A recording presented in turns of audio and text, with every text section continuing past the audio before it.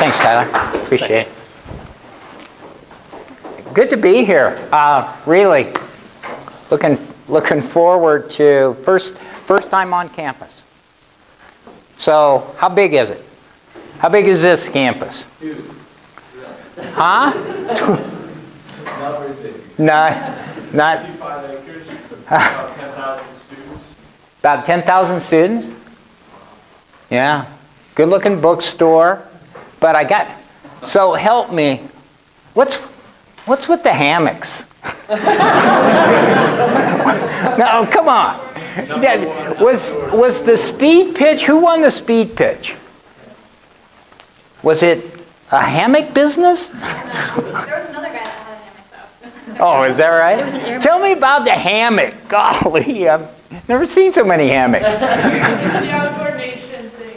We are trying to prove that we are one of the most outdoorsy schools there is. Which we are. Oh, is that right? So you're an outdoorsy school? We're the most outdoorsy school. Most outdoorsy school. We're winning. You're winning against? Who, pray tell, are you winning against? A lot of other schools. Oh, a lot of other, like, All hey, other schools. Snow College is going down. Well, I'm serious. We're walking along, we're going to the bookstore. Janet sees the hammock. That's the last I see of her. I go in and explore the bookstore. She's checking out. She loved the hammocks. All right. So before we get started, we're going to go with the I like competitions. Okay? We're going to go with the... I'm picking out 3 bearded guys. You guys are voting.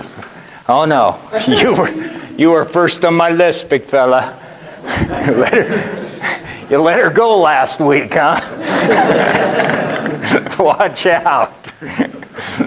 And we got contestant number 1 right here, hat back. He forgot to shave this morning. Grizzly Adams is involved. All right.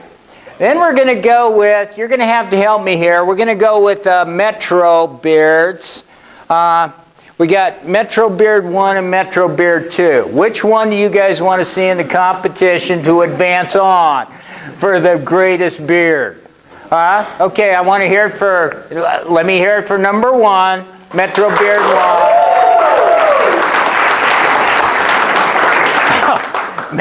Metro Beard 2. Yeah. All the guys. Okay, Metro Beard 1 is in. Okay, and then we're going to go between, okay, Metro, we got Big Beard, we got Grizz, and then we got, I don't know, he's kind of, I'm liking, see, he's got it going, but there's a little bit of grooming. He's got the Metro guy working, so we got, let's call him, That's outdoorsy beard. yeah. Farmer's market beer. Hey, I'm thinking this guy, I saw him in the hammock. So you're going to go for the outdoors, right? So you got the beard working, you got hammock in the background, and Snow College. Okay, so hammock beard. All right, so we're going to have the vote. Needless to say, okay, we're going to go in order. 1, 2, 3. Save your votes. I see. Hey, I know you're disappointed in not being involved.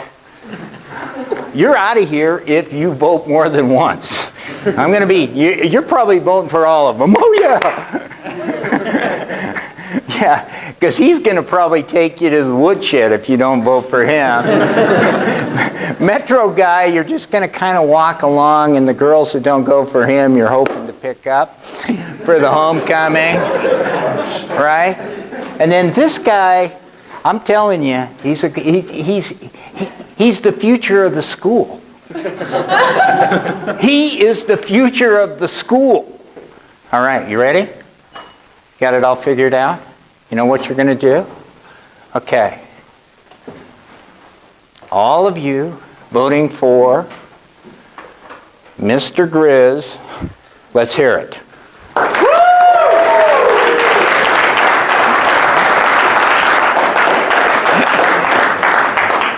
Yeah, hey, this guy's an accountant. How can you tell who won? Let's count the votes. Hey, that guy's going to be successful. He keeps track of the... Okay, so you got that, Jan? You're going to tell us who the winner is. Oh, yeah. Janet told me not to do anything like this because she doesn't... It makes her nervous. So, anyway, we'll make her nervous because she's going to pick the winner. Okay. Okay, ready? Beer 2, Metro Beard.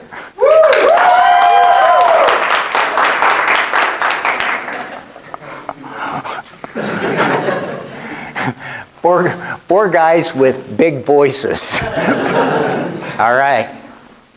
Sitting over quietly, blending in. And the girls, don't look at it. Okay. The future of SUU.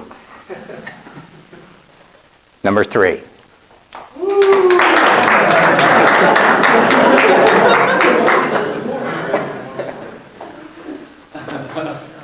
I think you've got a chance.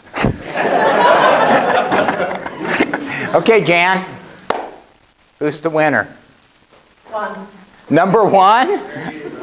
All right. Hey, see me afterwards. I got a lifesaver for you. All right? I don't know. Wait a minute. What's in this pocket? Uh-oh. Oh, no. I'm throwing it to you. There you go. So, real quick. So what was your business that you won in the speed pitch 90 seconds? I had like a support for children with cancer in a way. For what? Children with cancer, like a support system for them. Oh, good. So is it a real business, or is it just, it was just something that you came up with on the elevator? Elevator pitch kind of thing? Well, congratulations. Sounds like it might have some future. Are you going to pursue it, or? We'll see. We'll see. Still looking at ideas. So do you guys have a business plan competition or any kind of competitions other than the speed pitch? What's your system here for? So they have one in the community that students are allowed to participate in, where it's like a full business plan competition. You can Okay. Sit down and yeah. Okay. So how many of you are going to participate in that? I don't know if many people know that. Oh. Yeah, and you're not telling them either, are you? Good prize? They have good prize money? Yeah, I can't remember how much it is. Went over there. Uh-huh. It's a total of 10,000 with the top prize. Yeah. So is this just it's a 1-hour credit, you meet once a week for an hour and listen to guys talk about beards and stuff? Yeah. Is that how it works? Okay. So how many of you would consider yourselves entrepreneurs? Okay. Decent amount. How many of you would consider yourselves not entrepreneurs? All right. And why? I like... So what's the difference between an entrepreneur and a non-entrepreneur? Because I'm trying to figure this out. I'm trying to figure out if I'm an entrepreneur or not. And if I figure out, if you give the right answer, we're out of here. I'm not an entrepreneur, and we just go home. What do you think? I think like if you have good ideas that could turn into viable businesses Uh-huh. or be profitable. Okay. Excellent. Good definition. And I appreciate that. I think that nailed it right there. What? I think it actually has a lot to do with like attitude and what you actually feel comfortable doing. With people that have like a personality of not feeling like putting themselves out there, and they don't feel comfortable with that. A lot of them will avoid pursuing something that will. Gotcha. Okay. Excellent. So it has to do with personality. It has to do with ideas that maybe would create some business. I like it. Okay. What do you got for me? I would say a desire and a mentality to make something happen and then making it happen. Uh-huh. Yeah. So have the desire, get a plan, and then execute on the plan. Okay? I'd say a work ethic. Work ethic. Okay, I like that. Go ahead. There's usually a certain amount of risk involved that someone who's not an entrepreneur would not be willing to engage in on their own. Okay, I'm going to my pocket. That's a good sign. Where is that? No, I'm coming back to that. Go ahead. I feel like an entrepreneur has to have leadership abilities. Oh. And like for me, I don't have that. I'm more of a follower, so I don't see myself as an entrepreneur because I follow other people. Oh, okay. So you're more of a follower, but entrepreneurs are generally viewed as leaders. Hey, remind me about when I'm off there, just raise your hand and say, hey, tell me about where leadership kind of comes into this whole thing. Okay? Go. I think being able to understand your priorities, because you could have a great work ethic and be a great leader, but if you don't really put starting your own business as a priority, then something happens. Uh-huh. Excellent. Yeah? And back here. In a way, you gotta be innovative, you gotta have ideas, an idea. You can't say, I am going to start a food or something. Uh-huh. You gotta have an idea of what we should put, if it's great, what. Disruptor. Yeah, innovation. I like it. Good. Go. Kind of in vain with what she just said, I see an entrepreneur as somebody who just simply hears a complaint or a problem, sees a problem or a complaint, and then sees a way to fix it, and then goes to work to get it fixed. I see that as pretty ordinary talent. It's just going to work to get it fixed. Exactly. No question about it. Identifying, and we'll take one more, and then. That's what I was going to say. He's someone that finds a solution to a problem. Sees a problem, sees a solution, solves it, and hopefully makes some money doing it. Is generally money kind of comes into play. Okay. Well, let me tell you what I've observed a little bit with regard to entrepreneurs, and I'll circle back around and tell you why I'm not sure I'm an entrepreneur. But the observation is right here. Entrepreneurs got the risk gene in spades. They flippin' don't comprehend the downside and what the risk associated with starting a business is, and consequently they go in blind. And then all the other things that you're talking about with regard to going after something, having work ethic, having, leadership, having all the things that you were talking about, doesn't happen unless they have this risk gene in spades. And in other words, they're willing to go out and take mega risks with regard to solving problems and doing something there. So that's what I've seen. That's what I've seen. And the reason I don't think I'm I'm not an entrepreneur per se. And the reason is because I am not, generally speaking, a risk taker. But in the field of natural resources and in the profession of law that I practiced, I needed to recognize what was happening with people. And if you want to find the ultimate risk takers, Go into the oil and gas business and get to know somebody that drills oil and gas exploration wells. Those guys are flipping nuts. They're crazy. You know how many of those are successful? Like 1 in 15. 1 to 15 chance. And oh, by the way, typical well, $4 or $5 million. And you know what it's worth after you're not 1 in 15? Zippo. That's serious risk-taking, folks. So I deal with some of those guys because I'm in the natural gas, oil and gas transactional kind of thing. So I kind of get to see mega risk takers. Right? And so with that experience, I'm gathering a pretty good composite of what entrepreneurs kind of look like. So when somebody comes with an idea, there's a decent chance if they've got good work ethic and they have some good planning, they got a good accountant, they put everything together, they're going to cut the risk substantially. And even if it doesn't go, a lot of times they're going to land on their feet and there's going to be some money left over and there's going to be something there. But I'm not that way. Jan can tell you, I'm pretty conservative with regard to moving forward. So how did I get involved with regard to that? Tyler told you that, yeah, I got a finance degree at BYU and went off and to be honest with you, my background, I'm not a lot different than probably any of you. I'm just, I'm down the road 35, 40 years. That's basically the difference between me and you. When I was in school, hey, I was a good student. I went to class.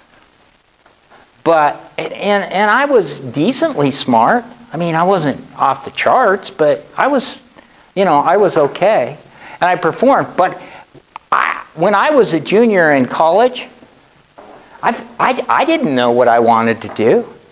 So I was, kicked the can. So I figured graduate school, and it was either an MBA or go to law school. And you know why I went to law school? Because MBA was kind of getting, or business was kind of getting a little boring kind of thing. And I had no background, nothing going for me. My family, no lawyers in the family, no judges, no background with regard to that. Kind of sounded good. I was a good student, took the LSAT, bam, and we're on our road. So that's, I'm no different than you. I bet you, deep down, probably there's a lot of you that flippin' don't know what you're going to do, where you're going to go, and what's going to happen. Put me in that boat. I was there, and you know what? It's not a bad place to be. It's okay. You don't have to have your life mapped out yet. It's all right. Have good work ethic. Hey, be a good student. If you're a good student, you know what? You're going to have opportunities. Good things are going to happen. It's good. It's fine. It'll work for you. But that's me. I'm you 35 years down the road, but I am her. I'm back there. I'm not a risk taker. Probably I had leadership. I learned. How many of you guys are from small communities? Yeah, me. Same. Okay. How many of you participated in sports in high school? That's me. That's where I learned the lessons of life. Bouncing balls around, chasing people and trying to tackle them and racing them around a track. That's where I learned the lessons of life and still apply them today. So it's not bad. That's not a bad place to be. But that's what I'm saying is, I'm you. I'm you. I just went down the road. Get my law degree, go into practice. I don't know anybody. So write this down. Track this. Find somebody that is a mentor. And that mentor, you can interact with them like this and talk to them on a daily basis, or you know what, you can use and be a distant mentor and just kind of follow them. I want to talk to you about some guy that, I think was interesting to me, and oh, by the way, he died years before I was born. But saw some stuff I wanted to kind of understand about him, and so did some studying and followed that. Hey, find somebody. So I found somebody. When I graduated from law school, I went to a company called Marathon Oil Company. Big oil company back east, but not so much in the west. And while I was there, I was in their land department. I was counsel for their land department, so I was doing legal work. But identified a guy named Reed Bitter.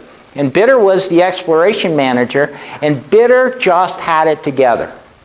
Everything that Bitter was about, I just wanted to be. The guy had, he had perspective, had a great family life. He was active in the community, active in church, great golfer, just had everything together. And he was a good leader. Everybody wanted to be in his section, in his division, because Bitter was a good guy.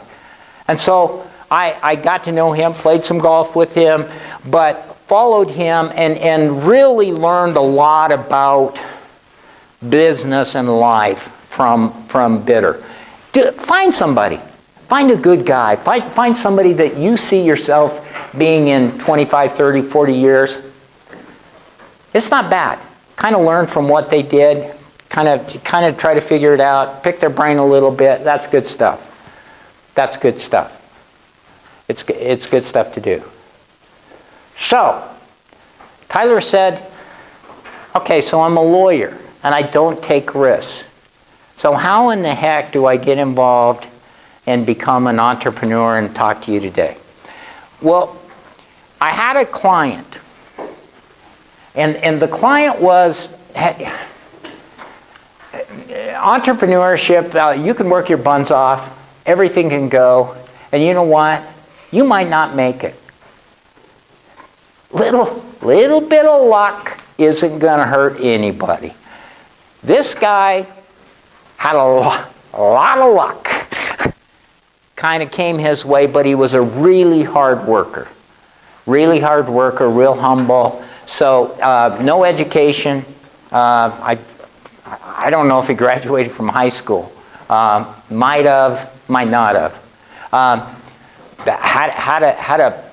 Had a drinking problem that about killed him. Just kind of wandered around, but he worked hard, and so he was a field guy and worked in a place and for a company, McMurray Oil, and they got involved in a place and they knew nothing. I'm telling you, I know oil and gas. McMurray's had no business discovering the largest gas field in the continental United States back in the 1980s, okay? But they did. And guess what happens when you do that?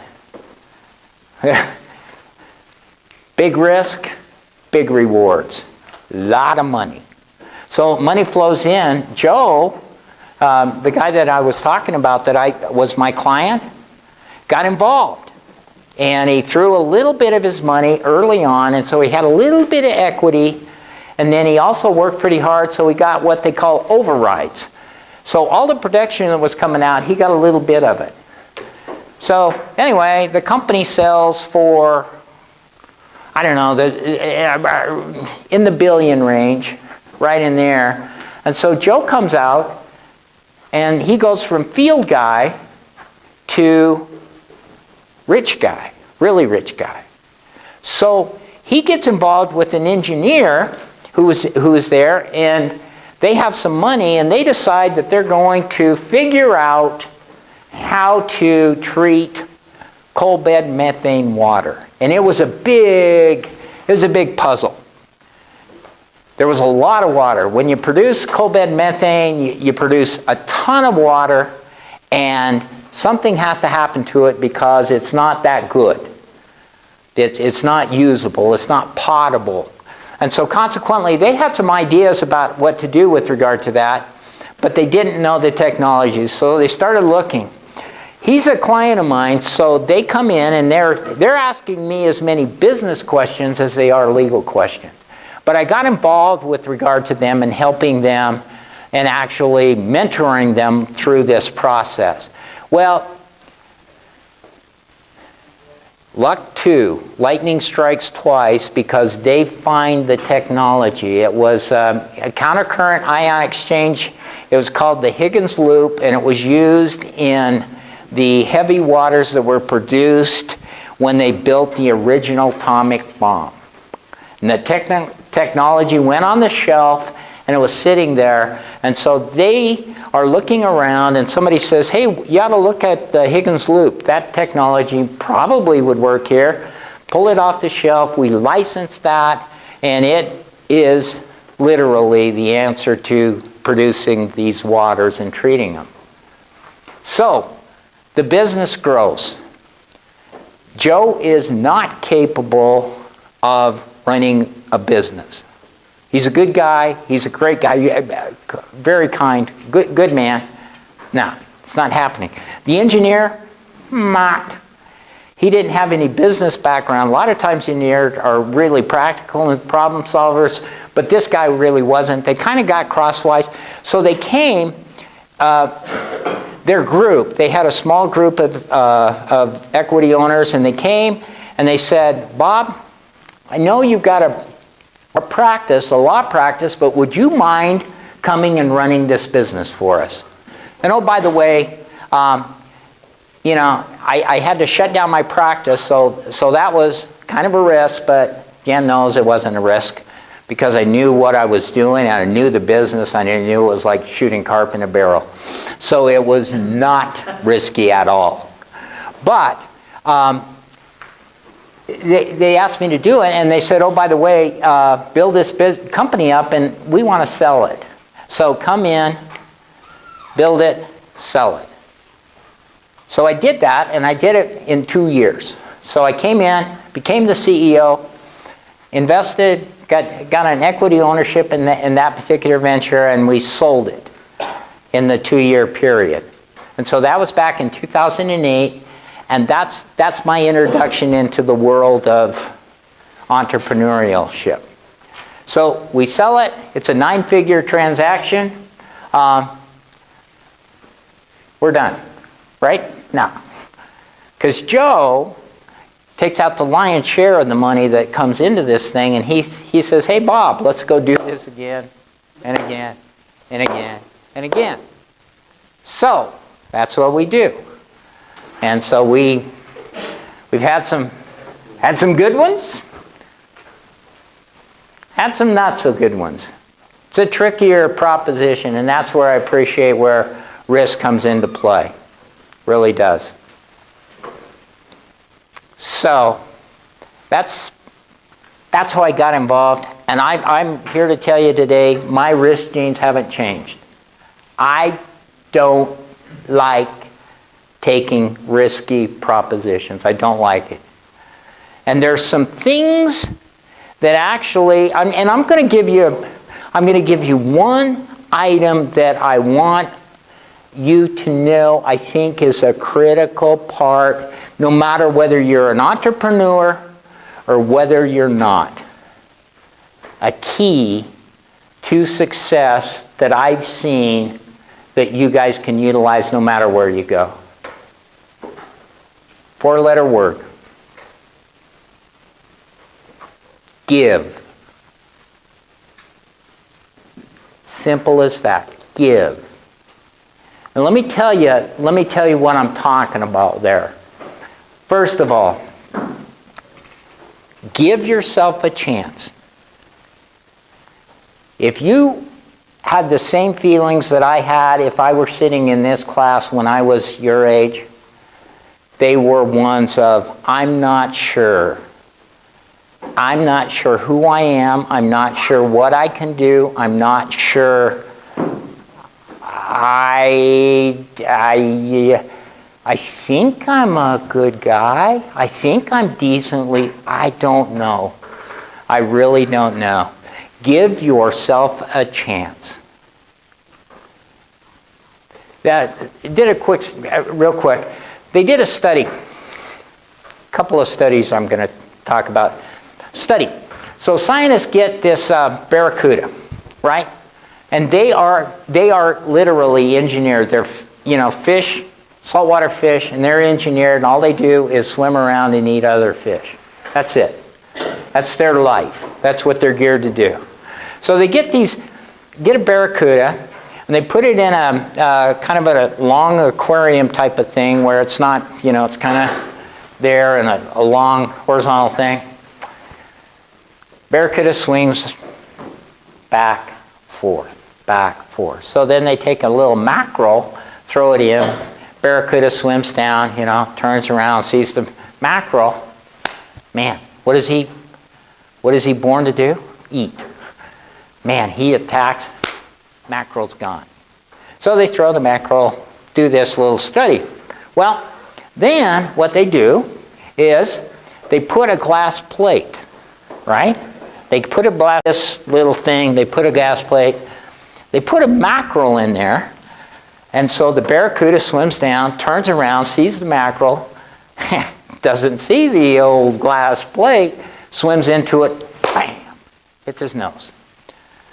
Turns around, swims back, because that's all he does. He swims around, turns around, sees the mackerel, boom, hits. And so they do that for several days, and the barracuda keeps running into it for a period of time. After a while, the barracuda turns, sees the mackerel, swims, and has learned. And as soon as he gets right to where the glass is, swerves. Turns around, gets excited, sees the mackerel, remembers he's not supposed to, turns around. Okay? Ultimately, he's conditioned, right? So then they take the plate out, barracuda goes, swims, sees the mackerel, hits that place, turns. Mackerel, not the smartest fish in the sea, swims a little past, swims, hits, mackerel's on that side, mackerel gets eaten. Right? But the condition that I want to go to is the conditioning that the mackerel had. Give yourself a chance. See, you were born to succeed. I was born to succeed. Everybody's born to succeed. But life puts up glass plates. And you know what? A lot of times you're told you can't do something. A lot of times you question. You internally question, well, am I worthy? Am I good? Can I do this? That's the glass plate. And you hit your head and you hit your head and you get conditioned. You're born to succeed and conditioned to fail. Hey, don't do that. When you look in the mirror, see somebody that really has the opportunity, whether what you've been dealt. I mean, whether you're a leader or not a leader. Whether you're smart or not smart. Whether whatever. You don't give up on yourself. Right? Give yourself a chance. Never give up. Never give up, especially on yourself. But never give up on your dreams. Never give up on where you're going, where you want to go, what you want to do. Now, I want you to know something. Never giving up is not the same as failing. Look, never give up, but be ready to change your course. Be ready to make alterations. As life deals you some challenges, be ready to make an alteration. I mean, if you have a business idea and you're entrepreneuring it and going out, and it's going to fail, and you don't want it to fail, hey, Rich, again, Christensen, who I know, ultimate entrepreneur, I mean, this guy is, but you got to be able to fail and then make an alteration and learn from that. And don't fail in life and give up and just sit and, I'm not going to do anything. I'm not going to try anymore. No, that's not it. You change your course. You change your course a little bit. Maybe entrepreneurship at that point in time but you want to be an entrepreneur, isn't right for you. Guess what? Go get a job. Learn how to do something. Keep questioning, keep looking for solutions to problems, but go get a flipping job. Come on. That's not failing. That's altering your course. Learn how to do something, and then you know what?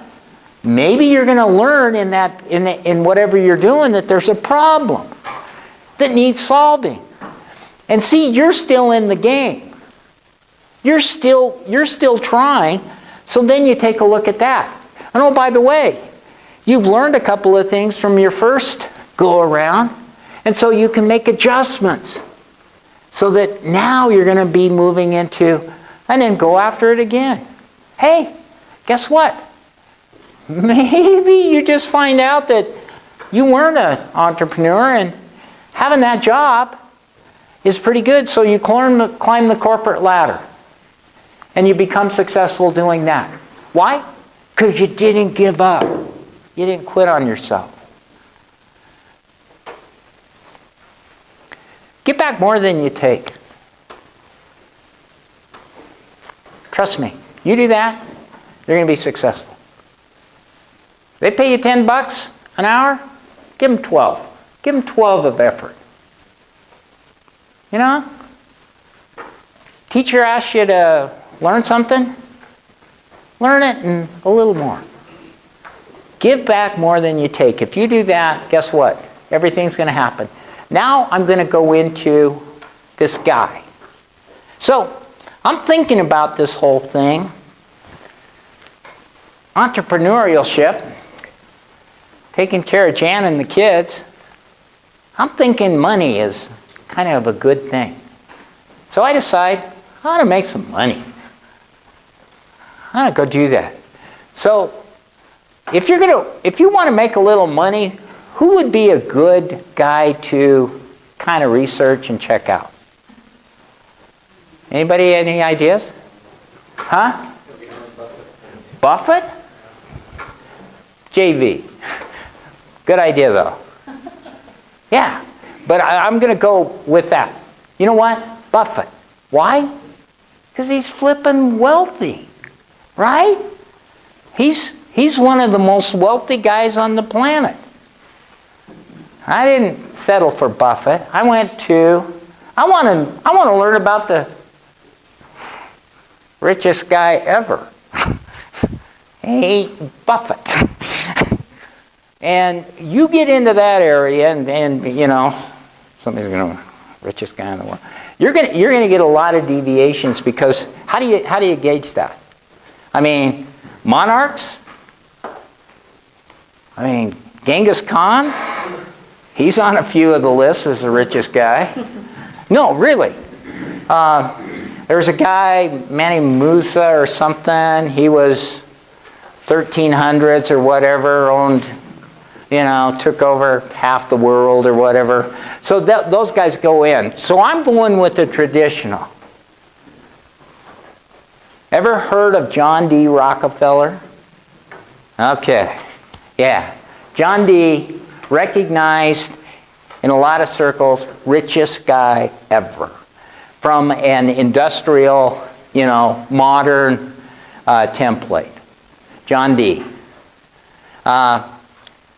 Buffett's good. Bill Gates, you know. They say Buffett's a little behind Gates, but whatever. Go. Who? Pablo falls into that gray area.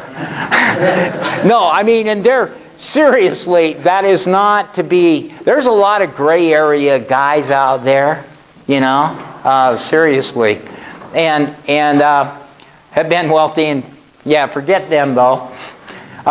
John D. Rockefeller, his background and what drew him to me, he's an oil and gas guy. Started out in the food business and gets rolling along with regard to that. Decently successful, and then he gets the oil and gas business. Back then, oil for lamps and stuff, you know where they got it? Whales. Yeah, you got her. Yeah, movies. Whatever. Anyway, whale oil. And that's what they're doing. So they're killing all the whales and making, all the mothers feel bad and stuff. But that's where they got the oil. And then they'd refine the oil and make it into oil for lamps, etc., because we don't have, the technology we do now. Well, then somebody punches a hole and they drill and they get this hydrocarbons and oil.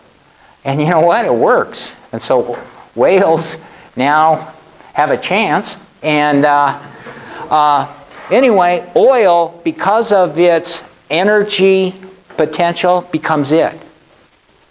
I mean, it is everything. Well, John D. Rockefeller figures it out. So he invests with another guy, and they buy a refinery, one of the first and largest refineries.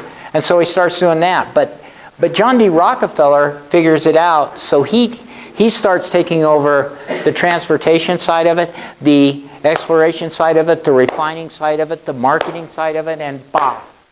Anyway, so this guy is literally on fire. And he's making money like it's going out of style, big time. So he becomes pretty wealthy. In the meantime, he's trying to figure this out. And guess what? There's another guy who he does what I do. He looks and he wants to figure out how to do it. So his mentor was another guy. And he actually ends up number 2 on the list. And who would that be? Anybody? Andrew Carnegie. Andrew Carnegie is like 30 or 40 years older than him. And Andrew Carnegie, and I got to get this, Andrew Carnegie in 1889 writes The Gospel of Wealth, right? And in that, he tells about, once you've made some money, what do you do with it? What's your responsibility, etc.? And guess what he says? 4-letter word. Give. He says, when you're successful, you got to give back. You got to give. So Rockefeller in 1904 is interviewed, and they said, and somebody asked him, he said, how'd you get all your money? Rockefeller said, God gave me my money. God did it. So everybody just goes nuts because they're jealous and everything, and they say, what? You can't say that. Because they thought that what he was saying was that God preferred him over you and me and everybody else. And he favored him, so God gave him all this money. That's what the interpretation was. 1905, he comes out and says, no. I got to clarify. That's wrong. I was given the opportunity and a gift to make money. And if I don't give back my money, God will take my money away from me. And so this guy literally is working his buns off, making all this money and then giving it away. That's what he did. So anyway, that's where I modeled and wanted to go. Real quick, the other thing about it is they have done studies, and this is why you guys ought to give. And whether it's money or talent or opportunity, is they did research.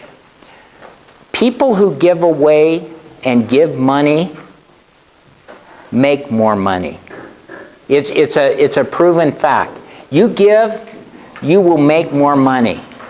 To the tune of, they did a big study of giving, came back, everything's the same.